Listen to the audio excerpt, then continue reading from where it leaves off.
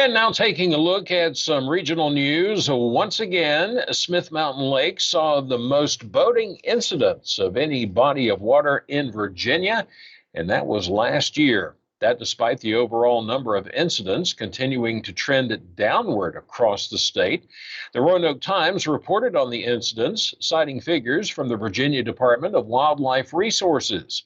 According to the annual Recreational Boating Incident Summary, 21 boating incidents were reported at Smith Mountain Lake in 2022. Of those 21 incidents, 10 involved property damage with no injuries to boaters. Now, this is the third year that Smith Mountain Lake has taken the top spot in Virginia, outpacing other boating hotspots. Incidents are required to be reported when there's more than $2,000 in damage by or to a vessel or its equipment, injury requiring medical assistance beyond first aid, loss of life, or disappearance of a person from a vessel.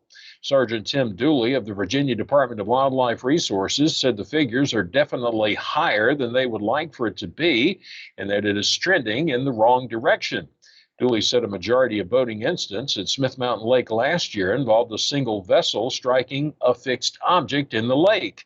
Now, he said many of those incidents are due to the inattention of boat operators or people who are often unfamiliar with the lake.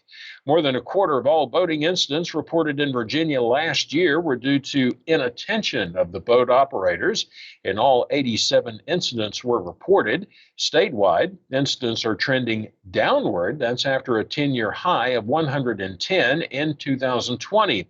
That number dropped to 89 in 2021. Now, one major positive for Smith Mountain Lake in 2022 was that there was no boating fatalities. The previous 2 years, in 2021 and 2020, each had one boating fatality reported. Now, more details about the story can be found at the Roanoke Times website, and you can see it by going to roanoke.com.